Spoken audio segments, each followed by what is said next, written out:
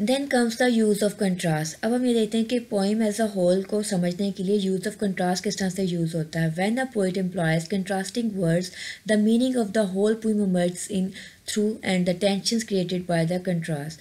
अब जो है जब हम एक कंट्रास्ट को एक पोइट जो है वो यूज़ करता है तो उसके जो मीनिंग होते हैं उस होल पोइम के वो उसके थ्रू जो हम उसको देखते हैं, कुछ टेंशन जो है वो क्रिएट होती हैं उस कंट्रास्ट से, उसके मीनिंग्स भी उसके डेवलप होते हैं। कि कुछ जब कंट्रास्ट आता है तो थोड़ा सा उसमें हम उसमें परेशान भी हो जाते हैं कि ये क्या चीज़ इसमें जो है डिस्कस हो रही है। So look at Aun's futility, a poem about a dead soldier. Move him into the sun, gently its touch awoke him once. At home, whispering of fields and sound, always it woke him even in France. Until this morning and this snow, if anything might rouse him now, the kind old sun will know. Think how it wakes the seeds. Walk once the clays of a cold star, our limbs so dear, achieved our sides.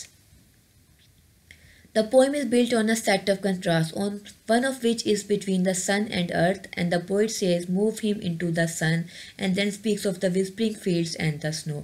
अब जो यहाँ पर set of contrast है, एक तो ये कि सूरज और उसके ज़मीन के बीच में है। जो पोइट है वो कहता है move him into the sun and then speaks of the whispering fields and the snow.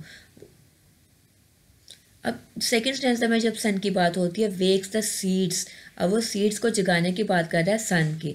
And once woke the earth itself, but when it's evident that it can't wake the limbs of dead men, the poem scornfully asks why it began the whole process of life at all.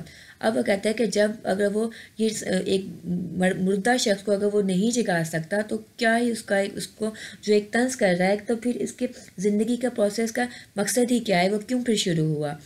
कि like वो अगर जो सन है वो उसको ज़िंदगी दे रहा है इन सब चीज़ों को, लेकिन वो एक मुर्दा शख्स को उसको नहीं जगा सकता, तो फिर उसका क्या है, उसका मकसद ही क्या है उसके ज़िंदगी देने का। At this point the contrast between sun and earth links up with that between life and death. अब ये क्या है, सन और अर्थ जो है बेसिकली कहाँ किसको रिप्रेजेंट कर रहा है, लाइफ और डेथ को। Sun can bring life to the clays of a cold star but the limbs and sides remain dead. अब सूरज जो है वो अगर हम ये देखते हैं कि कोल्ड स्टार क्या है, अर्थ की बात करें, उसको अगर वो ज़िंदगी दे सकता है, but the limbs and sides remain dead, but जो लिम्स एंड साइड्स हैं वो क्या कहते हैं, वो रिमेन डेड ही रहते हैं। You may also find contrast between warmth and cold and sleeping and waking. अब इस तरह के जो वर्ड्स आप इनका भी कंट्रास्ट आप इस पोइम में पाएंगे। All this contrast give the poem its shape and meaning. अब ये जो कंट्रास्ट हो रहे हैं ज़िंदगी के और मौत के, ये इसको आपकी जो पोइम है उसको मीनिंग दे रहे होते हैं। Then comes beginnings and ends. Aun's poem Futility mentioned earlier begins and ends with the sun warming the earth, but the poet's attitude changes from welcome to hostility. अब जो है अगर हम इसके इसी पोइम को हम दोबारा से इसको एनालाइज करें तो इसमें शुरू में जो है वो सन जो उसको अर्थ को वार्म कर रहा है, बट लेटर ऑन उसका जो पोइट का जो एटीट्यूड है वो चेंज हो जाता है, बजाय उसको वेलकमिंग होने के वो बहुत ही हॉस्टाइल हो जाता है उसको लेकर। A change in attitude is one way of establishing the importance of the beginning and end of a work. अब इस तरह का जब आपका बिहेवियर है वो जब चेंज होता है, शुरू से में कुछ और होता है और एंड में काम के कुछ और हो जाता है, एक सरप्राइजिंग सा एक मूवमेंट क्रिएट कर देता है पोइम में, तो ये भी बहुत अंडरस्टैंडिंग आपकी डेवलप करता है आपकी पोइम एज अ होल।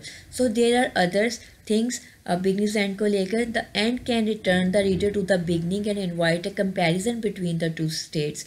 अब जो एंड है वो ऐसा भी हो सकता है कि रीडर को उसको दोबारा से उसको उसका जो एक जो बिगनिंग में उसने जो बात की थी उसको वो रिपीट कर रहा हो, उसको वापस उसी पे जाए, और मे बी वो उसका कंपैरिजन भी कर सकता है दोनों स्टेट के बीच में, जो उसने शुरू में प्रेजेंट की और जो एंड पे कर रहा है। Then end can reveal what the poet has thought about the experience और event that has prompted the poem. अब जो है वो एंड जो है वो इसको ये भी रिवील कर सकता है कि जो पोइट ने उसको अपने एक्सपीरियंस या इवेंट के बारे में उसने जो पहले उसने सोचा था उसने फर्दर उस पोइम को जो है उसको बढ़ाने में उसको जो है उसको उसमें हेल्प की हो। The end can surprise the reader by revealing something previously concealed. अब एंड ऐसा भी हो सकता है कि वो रीडर को सरप्राइज कर दे, कुछ ऐसी चीज़ रिवील कर दे, जाहिर कर दे जो कि उसने पहले से छुपाई हुई हो। Then end can satisfy and please the reader by arriving at the point the reader was led to expect. और कभी ऐसा भी हो सकता है कि जो एंड हो रहा है उस पोइम का वो उस रीडर की एक्सपेक्टेशन के अकॉर्डिंग हो और वो रीडर उसको एक्सपेक्ट कर रहा हो कि हाँ इसका एंड ऐसा ही होगा और वो चीज़ उसको मुतमिन कर दे या वो उससे खुश हो जाए. ऐसी चीज़ें जो होती हैं वो बिगनिंग्स एंड एंड्स उसमें इम्पोर्टेंट होती हैं. There is one other point that is worth making about ending and that is endings are memorable. अब हम इसमें ये देखेंगे कि कुछ ऐसी चीज़ें भी अब एंडिंग में होती हैं जो कि उसको बहुत ही यादगार बना सकती हैं आपकी एंडिंग्स को अगर हम पोइम की बात करते हैं. Endings are memorable are Keats lines about truth and beauty being all we need to know on earth. अब अगर हम ode and on Grecian urn की बात करें तो कीट्स की जो लाइन है वो उसकी सच्चाई और उसकी खूबसूरती को लेकर जो है वो उसकी एक अर्थ के ऊपर क्या वो उसको डिस्क्राइब करते हैं. क्या हम ये समझ लें कि सारा कुछ उसी के अबाउट था. These are famous just for themselves और is their force also derive from their place at the close of the poem. अब ये है कि क्या वो सिर्फ उसके लिए इंपॉर्टेंट थी यहाँ के जब हम उसके एंड की तरफ जाते हैं तो जो पोइम का एक मूड जो है वो चेंज हो जाता है तो हम उसमें जो है इसका कंपैरिजन है हम वो उसको ऑब्जर्व करते हैं. Endings can also be memorable even when they are not obviously in keeping with the rest of the poem. अब एंडिंग जो है इसलिए भी यादगार हो सकती हैं कि अगर आप उसमें जो आपकी जो उसका जो एंड में आया है वो जो अदर जो उसका रेस्ट ऑफ द पार्ट था पोइम का उसमें वो सब कुछ जो है उस तरह से उसको लेके ना चल रहा कुछ डिफरेंट हो जाए. तो many readers of Arnold's and Sohrab and Rustum forget the events of the poem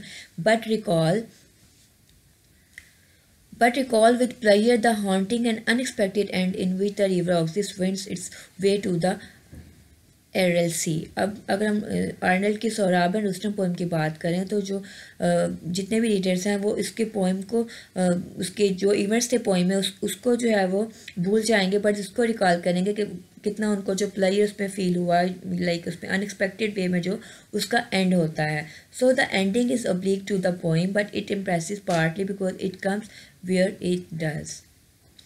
अब जो आपकी एंडिंग है वो पोइम का कुछ एक इनडायरेक्ट वे में जो है वो उसको रिप्रेजेंट करती है बट जो इम्प्रेस करती है एक अलग पार्ट से क्योंकि ये वहाँ पर ही आती है जहाँ पर इसे होना चाहिए. लाइक आप उसको एक तरह से अगर आप उसको एक्सपेक्ट कर रहे होंगे तो वो आपको एक अलग वे से आपकी एक्सपेक्टेशन का अगर रिवर्स होता है तो भी वो आपको एक अलग तरीके से आपको इम्प्रेस कर रही होती है. अगर आप जो आपने एक्सपेक्ट किया उसी के अकॉर्डिंग उसकी एंडिंग हो रही हो तो भी आपको वो प्लीज़ करती है. एंडिंग और बिगनिंग जो है आपकी पोइम की वो भी इसमें आपको जो एक वर्ड आपकी जो पोइम को एज अ होल समझने में जो है हेल्प करती हैं.